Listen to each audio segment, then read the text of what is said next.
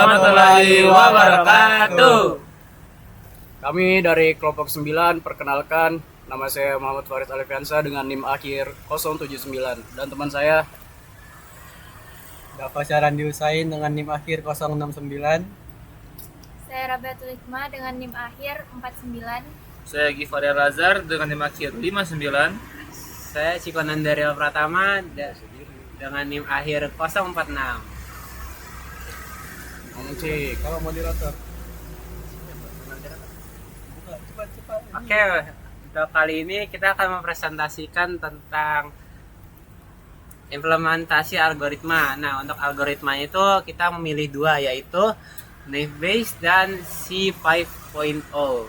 Nah, untuk yang C5.0 itu kita memilih jurnal, untuk yang Naive Bayes itu kita memilih jurnal penerapan data mining prediksi nilai ujian nasional siswa SMP menggunakan metode Naive Bayes. Nah, untuk jurnalnya akan dibahas oleh Dapa. Jadi untuk pendahuluannya ini ada yaitu SMPN 8 Mandau. Nah, metode Naive Bayes ini apa ya?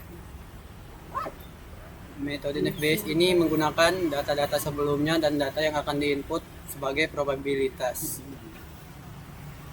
Selanjutnya ke metodologi. Metodologi penelitian diperlakukan sebagai kerangka dan saat penelitian sehingga penelitian yang dilakukan menjadi lebih terarah, teratur dan sistematis.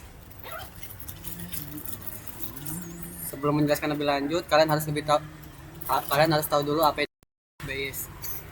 Algoritmanya. Nah, algoritma ini adalah sebuah algoritma pembelajaran mesin learning yang digunakan untuk tugas klasifikasi yang didasarkan pada teorema Bayes yang menghitung probabilitas suatu kejadian berdasarkan pengetahuan sebelumnya tentang kondisi yang mungkin terkait dengan kejadian tersebut. Selanjutnya mempelajari literatur berdasarkan penelitian terdahulu sehingga dapat dijadikan dasar dalam penelitian.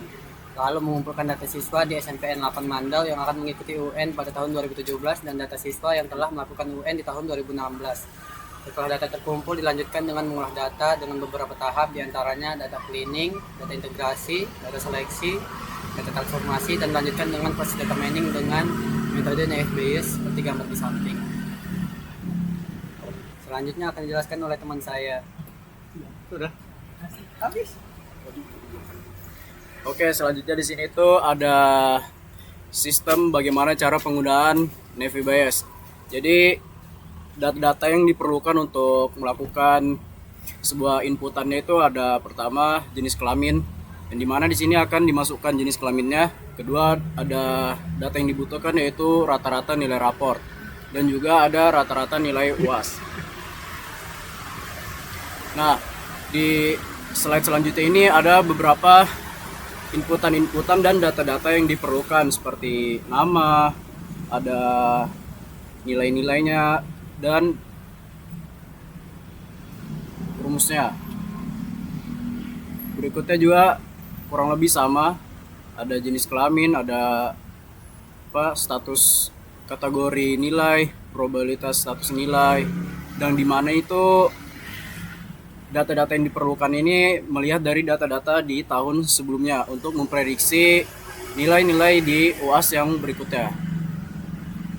Nah, di sini tuh ada rumusnya. Jadi setelah kita mendapatkan nilai, maka nilai probabilitas itu akan dihitung dengan rumus yang ada di samping ini, yang akan memperoleh jika mendapat angka 1, maka status nilainya akan menjadi lebih baik. Seperti itu.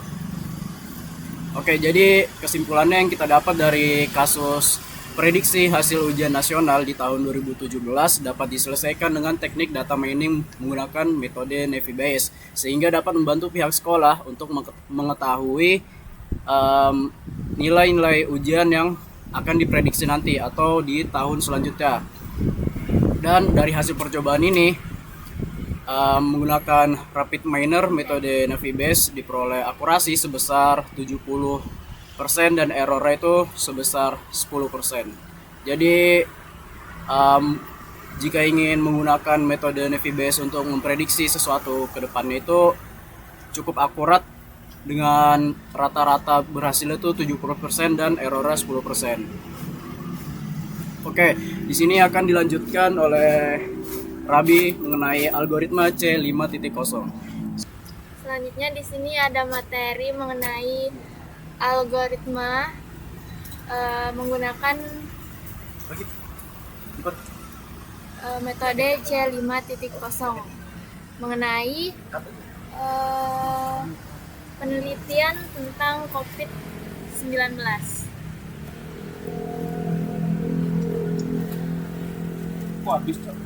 Algoritma ini merupakan salah satu algoritma pohon keputusan yang dapat memproses data sosial masyarakat menjadi sebuah aturan yang bisa dijadikan masukan dalam mengambil keputusan.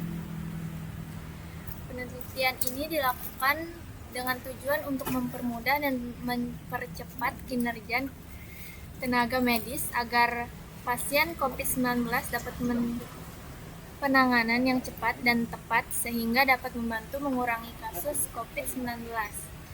Jadi metode ini merupakan kembangan dari metode C4.5.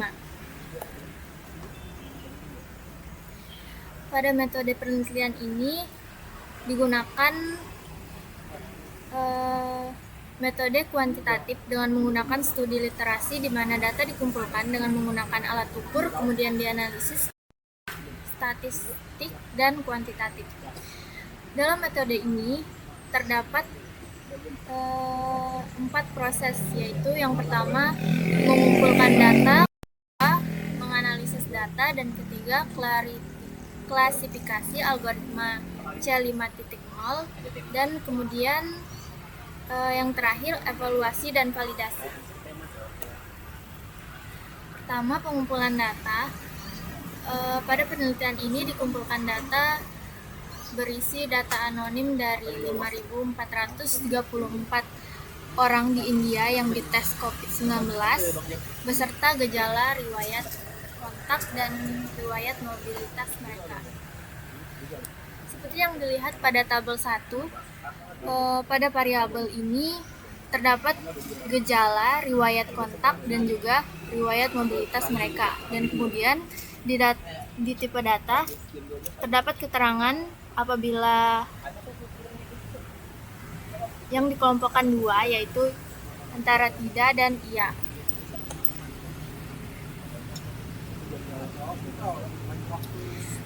Yang kedua, analisis data.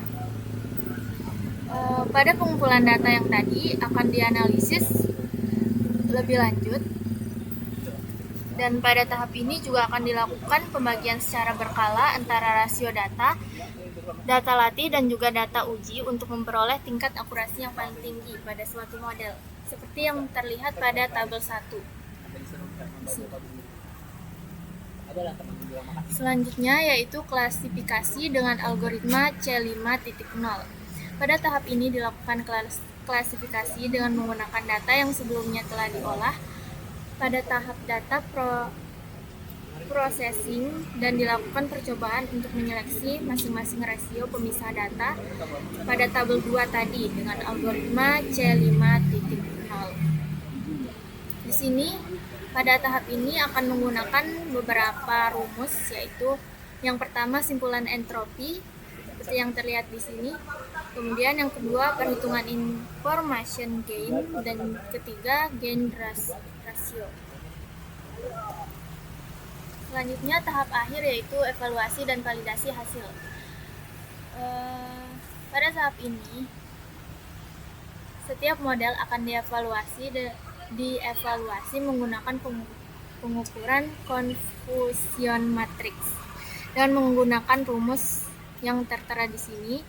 Kemudian hasil dari penelitian akan diperoleh menggunakan metode terbaik untuk mendeteksi COVID-19 berdasarkan gejala yang dirasakan dan riwayat kontak dan juga mobilitas.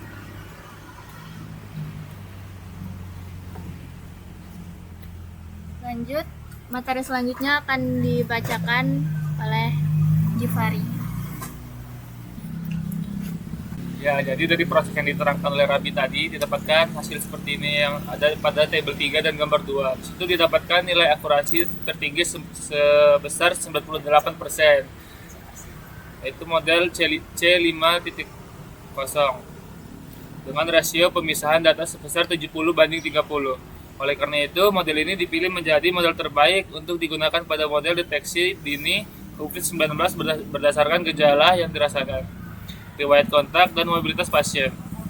Dari hasil tersebut, dapat disimpulkan bahwa model C5.0 memiliki akurasi tertinggi sebesar 98% dengan rasio pemisahan data sebesar 70:30. Selanjutnya, nilai pengukuran kinerja klasifikasi lainnya seperti nilai presisi, perolehan kembali, dan advance score pada tabel 4 berdasarkan tabel kebingungan matriks pada berdasarkan tabel 4, model C5.0 memiliki precision 93%, recall 97%, dan advance score 95%. Model ini sangat baik untuk deteksi COVID-19 berdasarkan gejala, kontak, dan mobilitas pasien dengan pemisahan data 70:30. Pohon kepuasan mengidentifikasi pasien COVID-19 berdasarkan atribut seperti riwayat bepergian, keluhan, dan kunjungan. Atribut paling penting adalah bepergian ke luar negeri. Dengan 100%, model pohon keputusan menggunakan 11 atribut utama untuk prediksi positif atau negatif COVID-19. Hasil penelitian menunjukkan bahwa sebagian besar pasien COVID-19 mengalami gejala seperti demam, batuk, pusing, kelelahan, dan kesulitan bernafas. Varian B117 cenderung menyebabkan kelelahan, sementara varian Omicron menyebabkan pilek, sakit kepala, kelelahan, dan sakit tenggorokan. Di Australia, kasus tertinggi terjadi pada usia 65-79 tahun yang terkait dengan perjalanan luar negeri. Perilaku seperti pertemuan sosial juga mempengaruhi resiko penularan COVID-19. Nah, kesimpulannya, berdasarkan penelitian menggunakan algoritma C5.0 pada data 5.434 orang di India yang diuji COVID-19, hasil evaluasi menunjukkan performa yang baik dengan akurasi 98%, presisi 93%, recall 97%, dan advance 95%.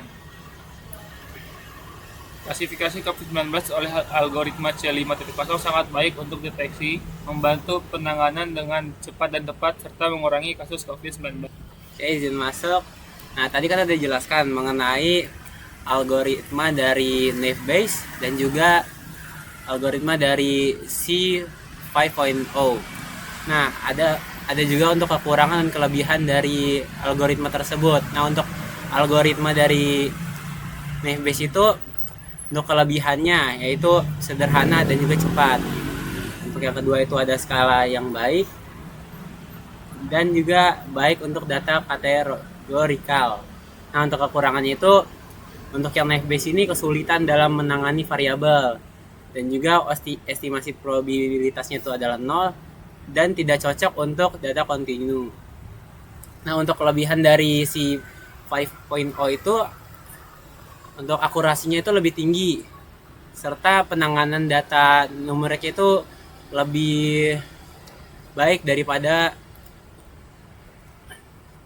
algoritma Naive Bayes, serta penanganan noise yang baik. Tapi untuk kekurangannya itu sering terjadinya overfitting di C5.0. Terus juga rada sulit karena memerlukan yang namanya tuning. Dan juga untuk kompleksitas komputasinya juga. Nah, kesimpulan dari dua algoritma ini adalah Naive Bayes itu lebih cocok untuk masalah klasifikasi sederhana, cepat, terutama berguna pada data yang bersifat kategorikal atau pada masalah teks. Namun, asumsi independensi seringkali tidak realistis dalam banyak situasi. Nah, untuk yang C5.0 itu algoritmanya lebih kompleks dan cenderung memberikan hasil yang lebih akurat.